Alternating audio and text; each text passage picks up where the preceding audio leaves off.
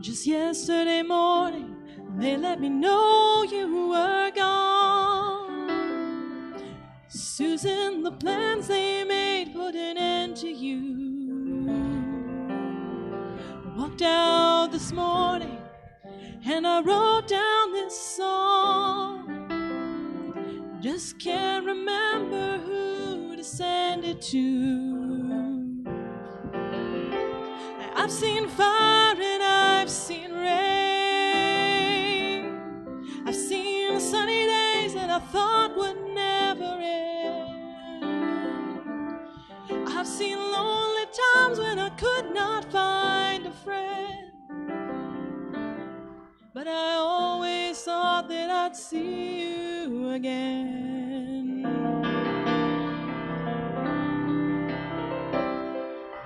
Won't you look upon me, Jesus? You gotta help me make a stand. Just got to see me through another day. My body's aching and my time is at hand. And I won't make it any other way. I've seen fire and I've seen rain. I've seen sunny days that I thought would never end. I've seen lonely times when I could not find a friend. But I always thought that I'd see you again.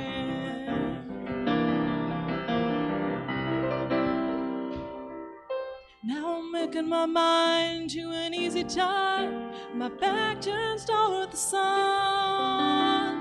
Lord knows when the cold wind blows, it'll turn your head around. Well, there's hours of time on the telephone line to talk about things to come.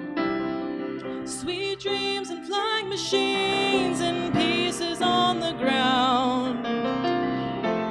I've seen fire and I've seen rain. I've seen sunny days that I thought would never end. I've seen lonely times when I could not find a friend. But I always thought that I'd see you again.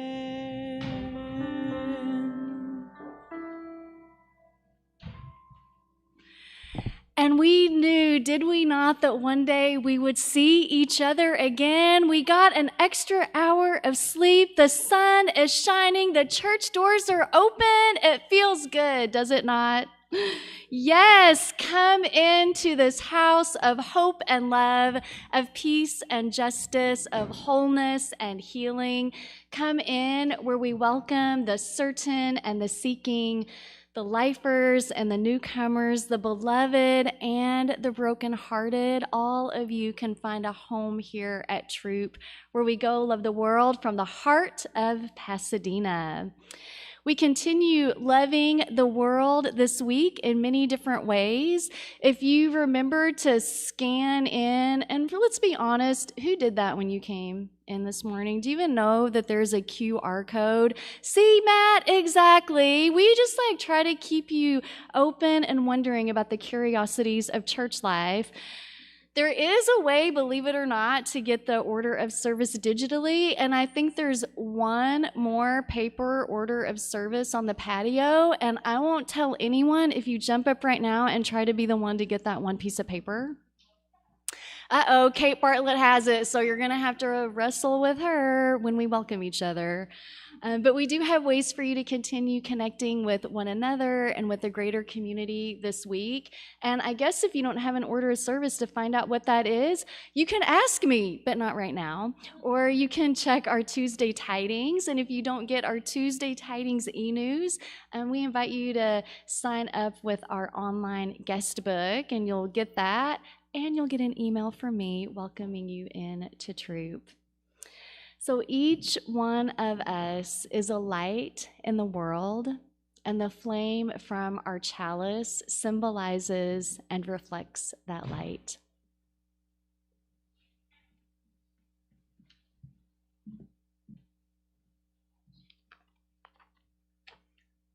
Our time together in worship is intimately connected with our daily lives. As a symbol of that connection, we light our chalice with a flame from our shared candles of hope and witness. Come into our sacred space as fully as you can. May you find connection among those gathered, meaning in our words and music, stillness in our collective pauses, and love that reaches into your heart and beyond our walls. We light a second candle to honor the people and ancestors whose lands we now occupy.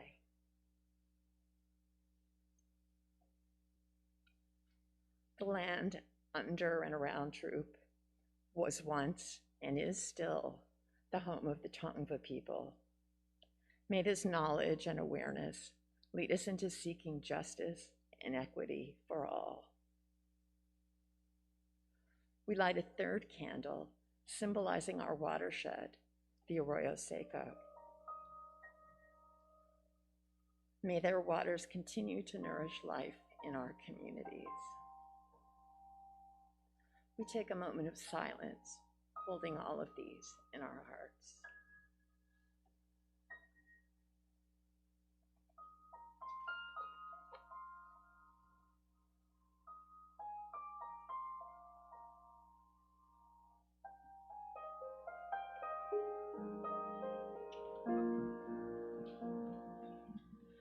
Come, come, whoever you are, wanderer, worshiper, lover of leaving. Ours is no caravan of despair. Come, yet again come. Come, come, whoever you are, wanderer, worshiper, lover of leaving. Ours is no caravan of despair. Come, yet again come. And continue coming into our sacred space. Take a moment, turn to a neighbor, and welcome them into Throop.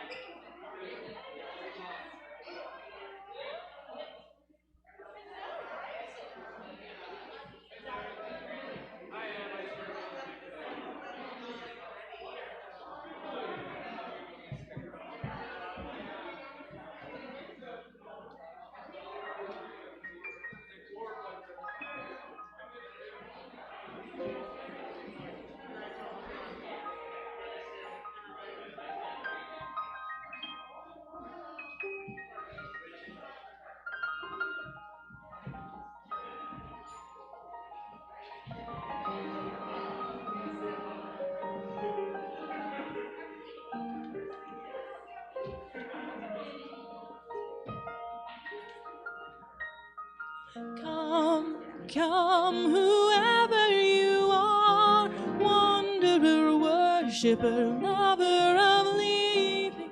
Ours is no caravan of despair. Come, yet again come. Ours is no caravan of despair. Come, yet again come. Come, yet again come.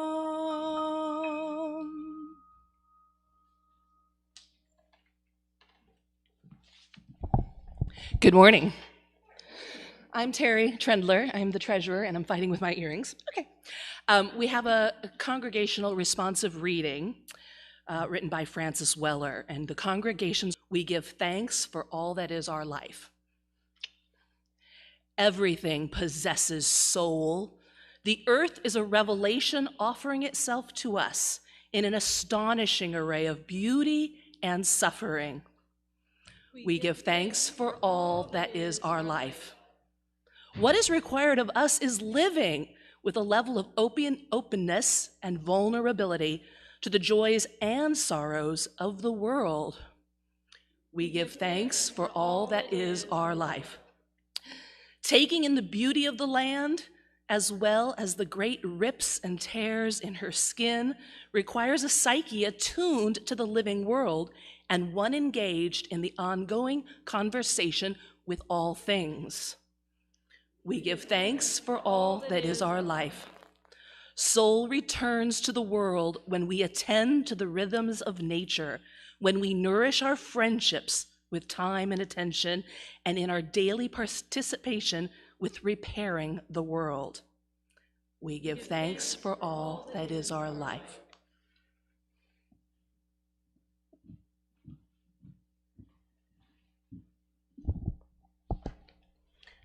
So as we continue to wake up maybe and continue to land in this space, kind of figuring out our chairs and our microphones and our bodies, I'm going to invite you to just take a breath in and exhale and welcome again the morning.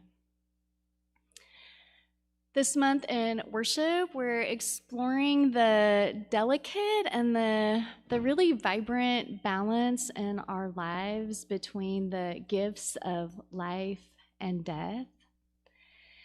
And this morning's pondering moment is a poem by writer Pesha Gertler, who speaks so beautifully about hearts opening up in times of grief. Finally, on my way to yes, I bump into all the places I said no in my life. To all the untended wounds, the red and purple scars, the hieroglyphs of pain. Carved into my skin and bones, those coded messages that sent me down the wrong street again and again. And there I find them, the old wounds, the old misdirections, and I lift them one by one and place them close to my heart as I whisper, "Holy, holy." And what are the times in your own life that you can recall where, for whatever reason it was, that what was whispered to you in that moment was a no? Maybe it was, sometimes no's can be good and affirming, but sometimes in our lives, I don't know, they're coming out of a place that's not totally connected to our hearts or what it is we really need in order to fully live. Those no's that become a misdirection or a wound. And I wonder if you can recall one of those right now, and not to dwell on it, but just to realize that it does reside and hold a space in your life, even among all the yeses that you carry as well.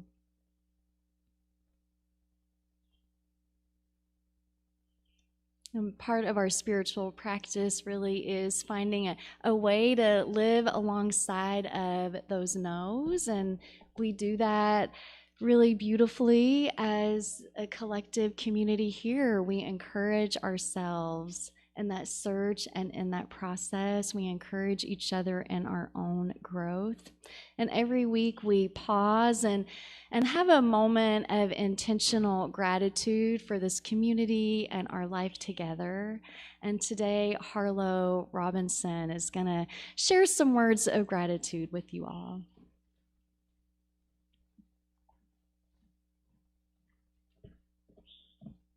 Thank you, Tara. Good morning, everyone. Happy return of standard time, boo-hoo. All right. Since November is the month of Thanksgiving, it seems right today to reflect upon gratitude. And these are some of my favorite words about gratitude and really keeping things in perspective from the Buddha. Let us rise up and be thankful, for if we didn't learn a lot today, at least we learned a little. And if we didn't learn a little, at least we didn't get sick. And if we got sick, at least we didn't die. So let us all be thankful. For me and for my husband, Robert, learning to live a more grateful life has been very closely connected to creating a sense of community and spirituality. We discovered that when we joined a UU congregation in Boston 20 years ago, after many years of living in what I might call a spiritual desert. When we came to Pasadena, we were so grateful to find that same sense of community here with you at Throop. When we are grateful, we're open to giving and sharing and helping others. We remember that life itself is the greatest gift of all. So this morning, I ask you to acknowledge and express your gratitude for the good things Throop does for you and for so many others. It feels good to give. There are 3 ways to offer a financial gift this morning: online or text to give. Those options are in your order of service. And if you are here in the rooms, you can place a gift in our donation box on the patio. Thank you for supporting our life together.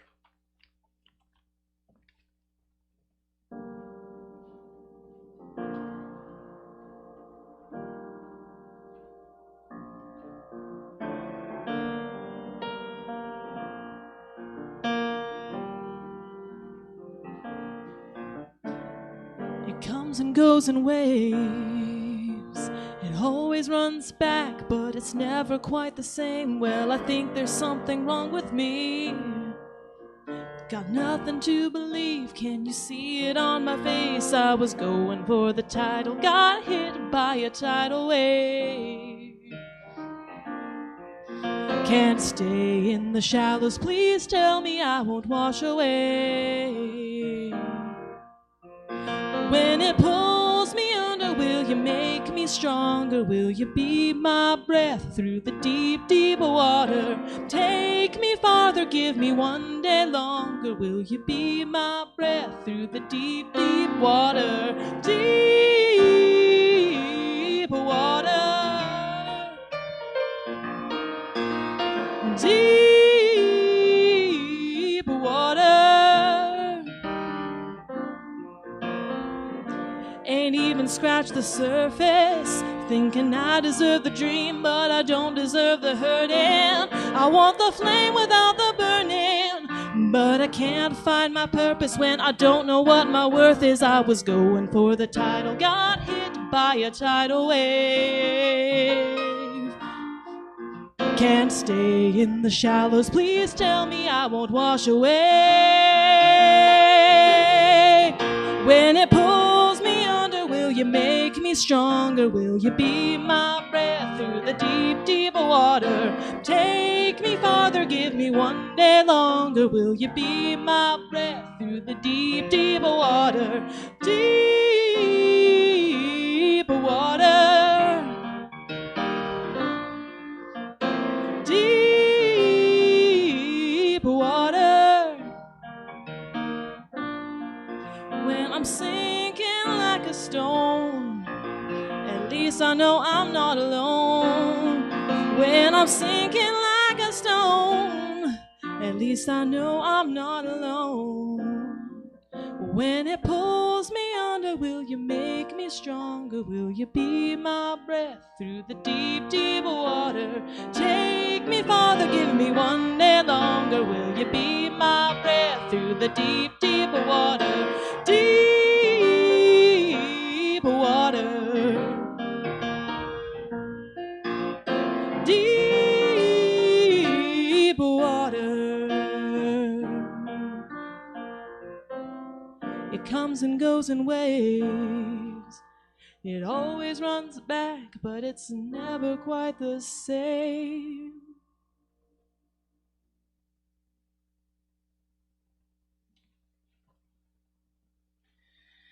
Megan, thank you.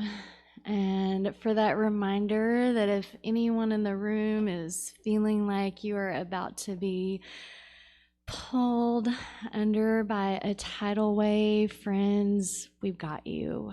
We are not going to let you sink to the bottom.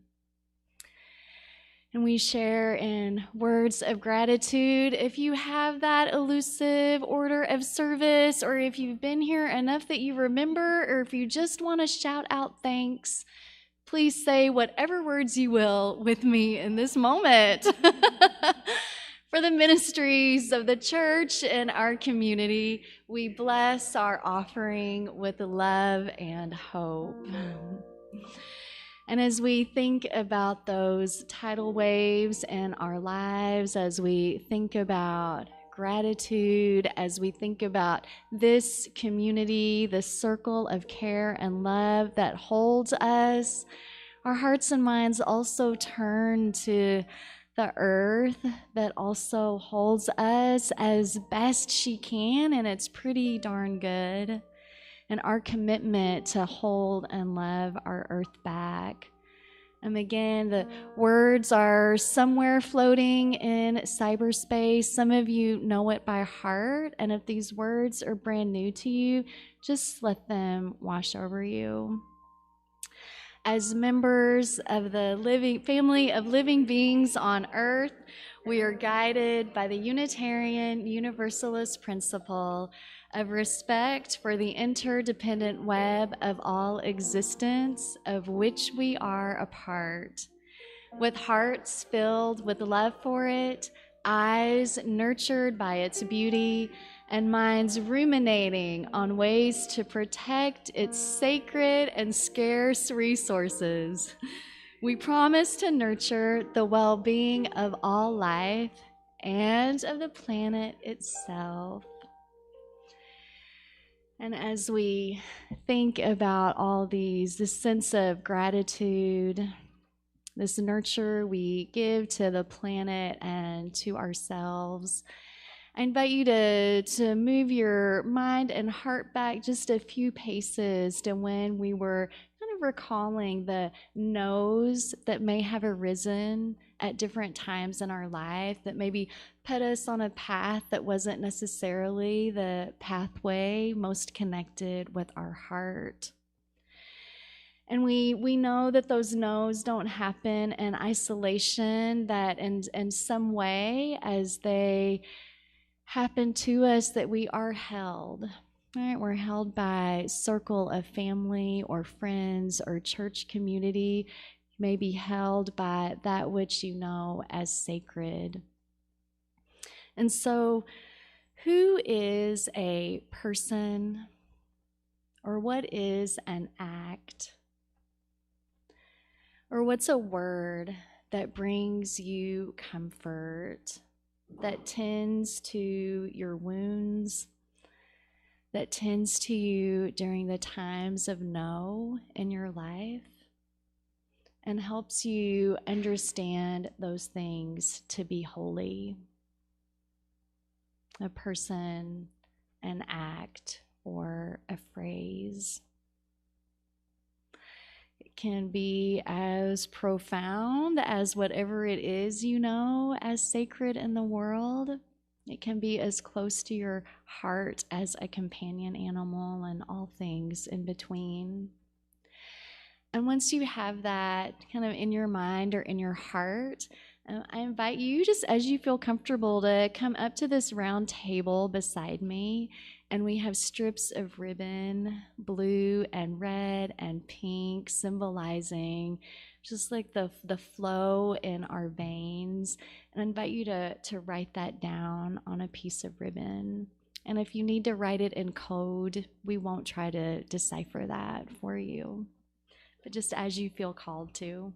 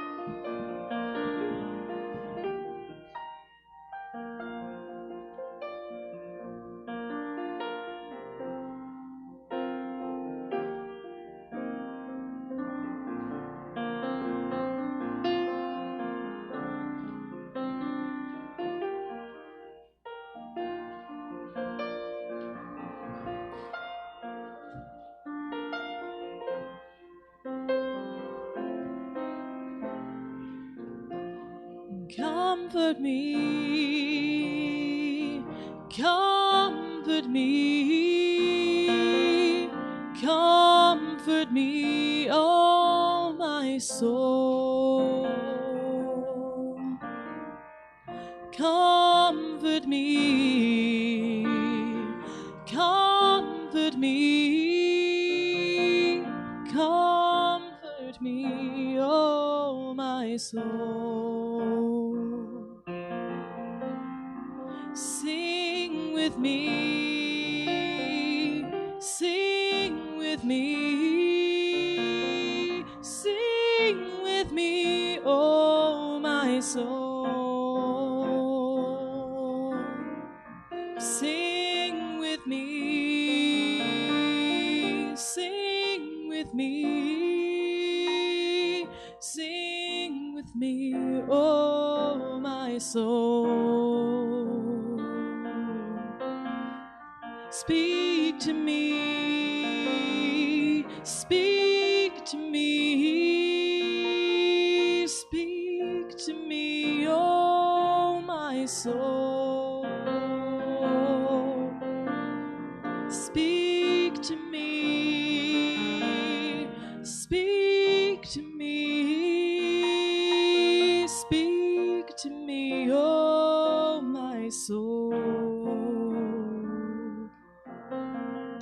Take my hand, take my hand, take my hand, oh my soul. Take my hand, take my hand, take my hand, oh my soul. Comfort me, comfort me, comfort me, oh my soul. Comfort me, comfort me, comfort me, oh my soul.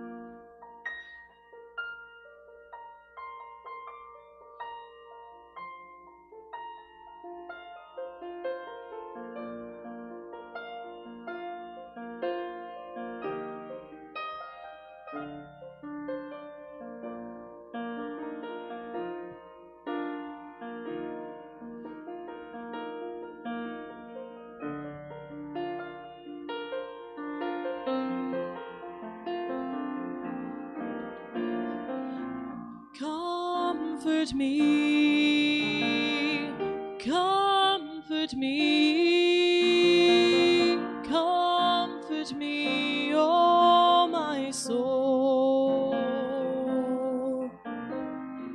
Comfort me, comfort me, comfort me, oh my soul. Comfort me, oh my soul.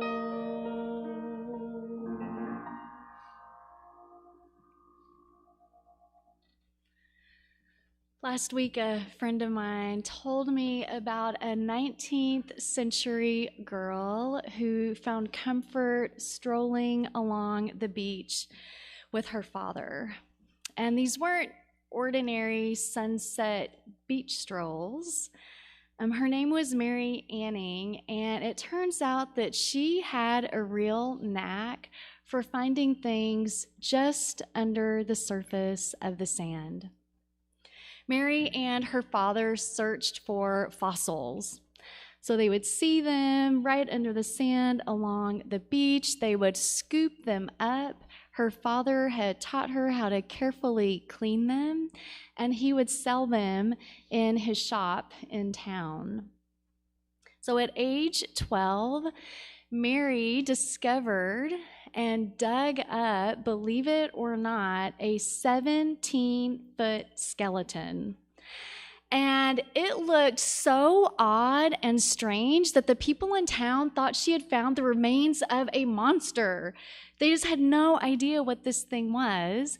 And it turns out she had found the remains of what we know today as a marine reptile that lived more than 200 million years ago.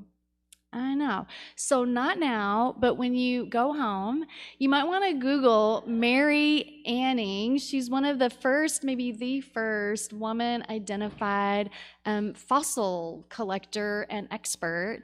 And you can see these beautiful drawings that she did of the fossils she found throughout the course of her life. So as I was learning about her this week, I was reminded of being a child in rural Arkansas. And when we were kids in elementary school, when we were on the playground, we would go out and look for fossilized stones. Believe it or not, in Arkansas, they're just kind of scattered around the hillsides there. We would sift through the rocky soil, wiping away the dirt, peering intently at the stones, and we were always so disappointed we did not find a 17-foot-long marine reptile, right? That would have been incredible. But we would find in these stones little traces of plant life, traces of animal trails.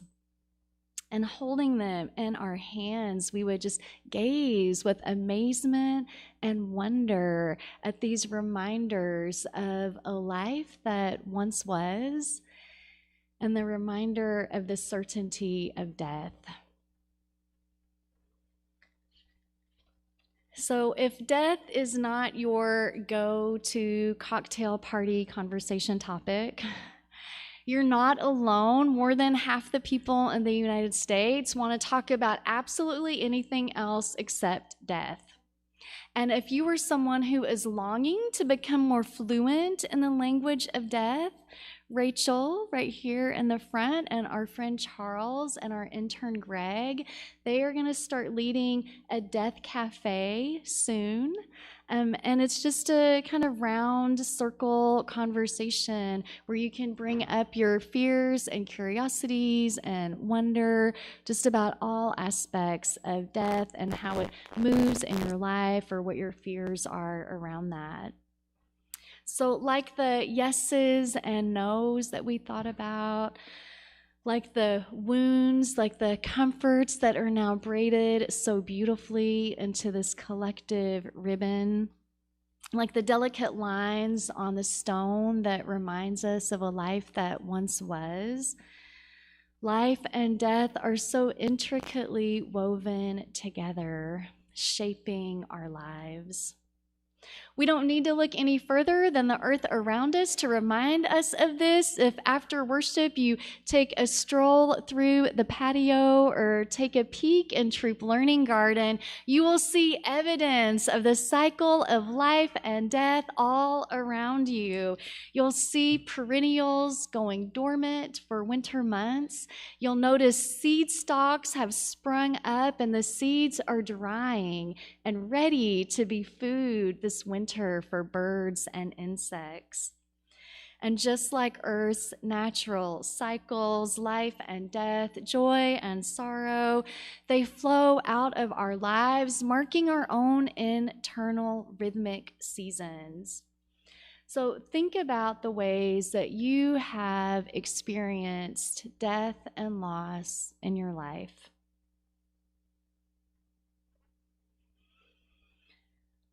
You have navigated painful physical deaths of people you love, whether it is a parent or a partner or a sibling. Those seem to break our heart open in ways that we never thought possible. There are emotional deaths and losses which sometimes aren't easy for us to acknowledge out in company, out in the world. We don't know how to talk about them very well. We don't necessarily have a ritual of acknowledgement around them. Things like a relationship ending or friendships that falter. We have some of us childhood losses, parents who weren't around, or homes that didn't feel safe or secure for us. And probably all of us in this room hold pain for our aching earth. And while all of us navigate these in our own unique ways, there is an emotion that we all experience and that binds us together, and it is this emotion of grief. And the word grief comes from a Latin word that means heavy. And when I read that, I was like, heavy, yes, indeed, because there have been some grief-laden moments in my own life. They have felt like this heavy, big stone that I am trying to carry around. Clearly, I think I'm carrying it right out in front of me.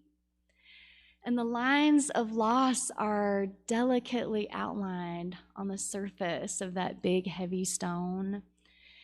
My finger trying to trace the memory of what once was and trying to find a pathway toward what will surely be.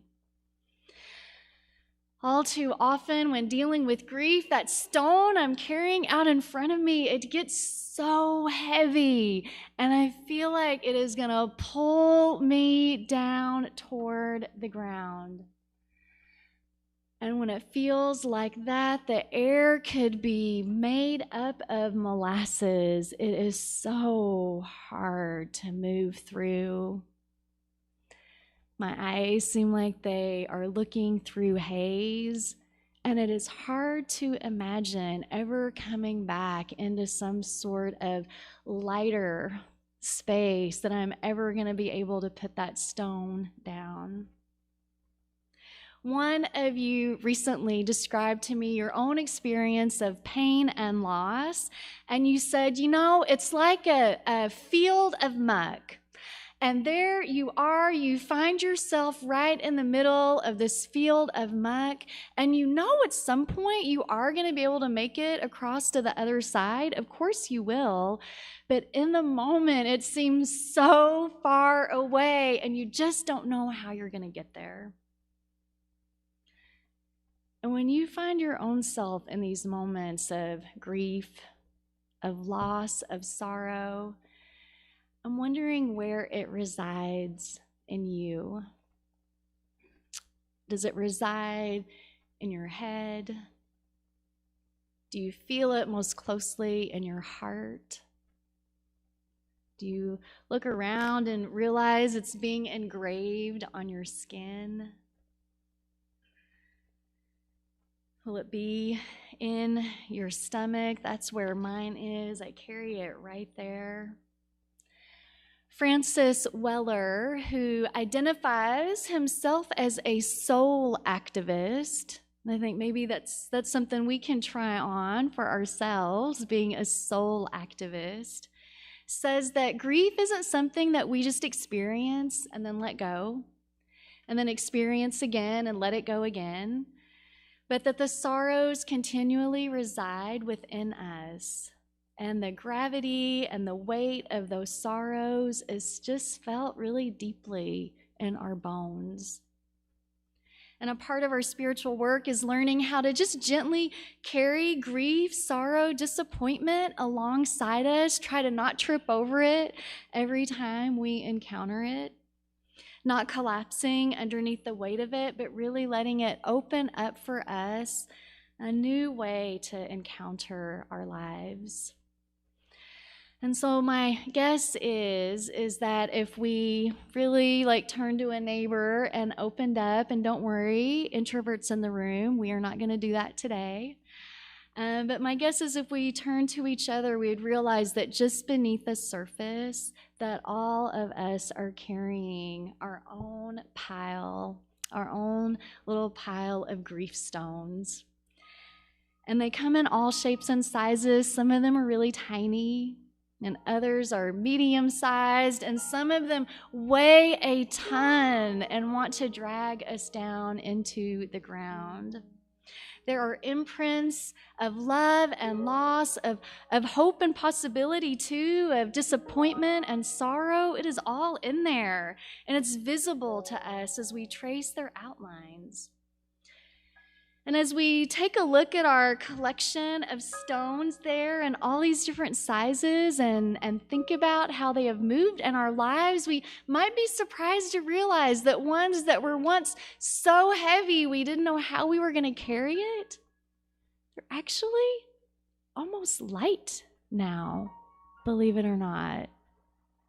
So light that if we wanted to, we could toss it up in the air. Although we do have to catch it again. We're not going to let it just fall on the ground. And these stones change as we change and as we grow. And again, if you're someone who came in here today and you're carrying a stone that is so heavy that you're not really sure how you're even going to make it back out to the car with this stone, I just want to assure you again that you don't have to carry that gigantic boulder alone. We're here to help. And like my friend who described grief as a field of muck reminded me so lovingly and so beautifully that the only way to get to the other side of it is to keep moving through. And sure enough, one day when you look back at that pile, you will realize that nestled there within it was a blessing. So strong and so deep and so bright that you couldn't have seen it at the time, that now surely it is lighting your pathway forward. So in the days to come, as you consider your own pile of grief stones, your old wounds, the misdirections that, believe it or not, have brought you here, I invite you to just gently lift them up one by one. Place them close to your heart and whisper to them, "Holy, holy." Amen.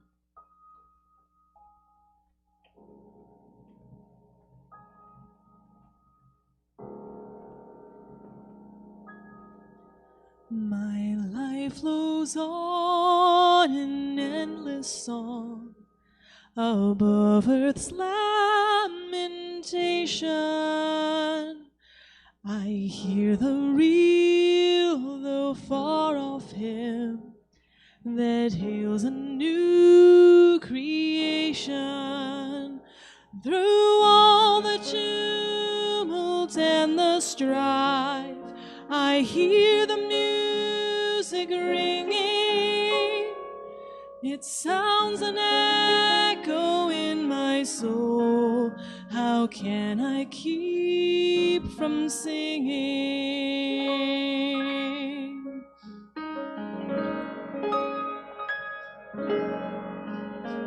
When though the tempest round me roars, I know the truth it liveth. Though through the darkness round me close, songs in the night it giveth.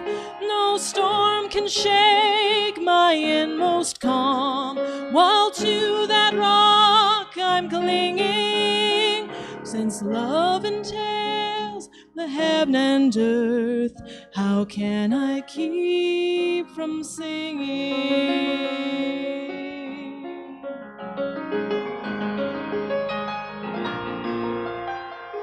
My life flows on in endless song above earth's lamentation. I hear the real, though far off hymn that hails a new creation.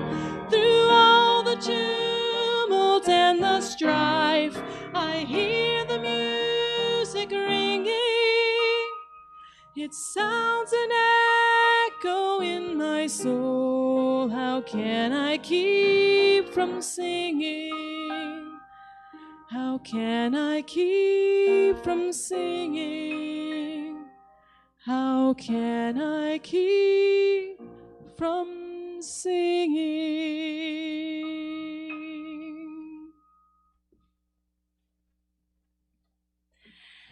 And we do not want to keep you from singing in your heart. Our chalice is extinguished. We carry its light with us. I invite you to put a hand on your heart and a hand outstretched to someone else in this room. May our joys and sorrows, our yeses and nos, our gratitudes and regrets, may they continue to make up the song that is our lives. May we sing our lives into being together. I love you all. Go out and love the world. Amen and blessed be.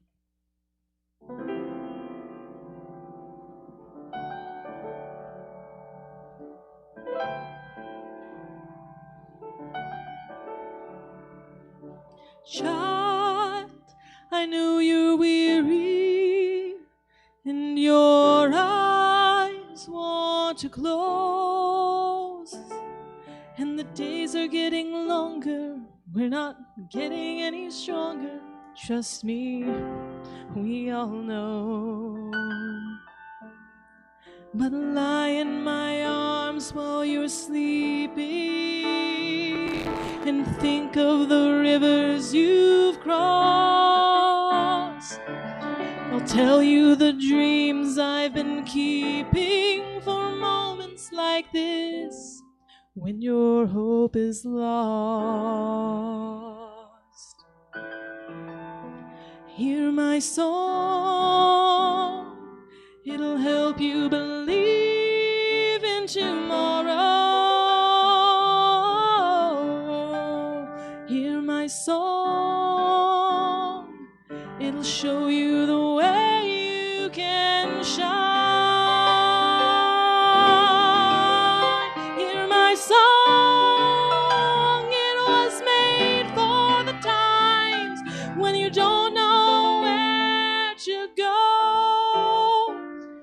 Listen to the song that I sing, you'll be fine.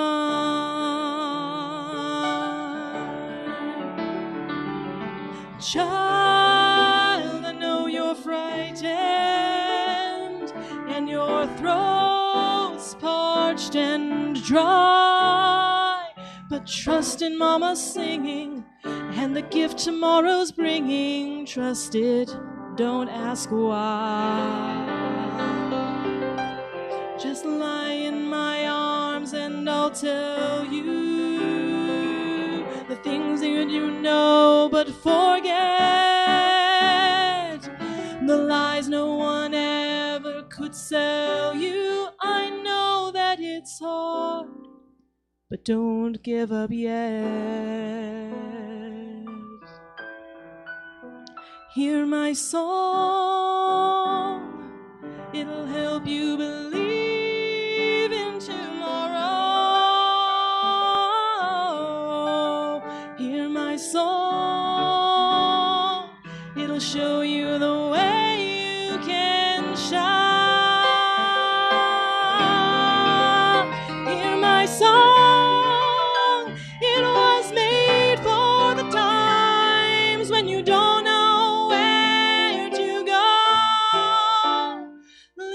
song that I sing, you'll be fine. 'Cause I'll be singing, hold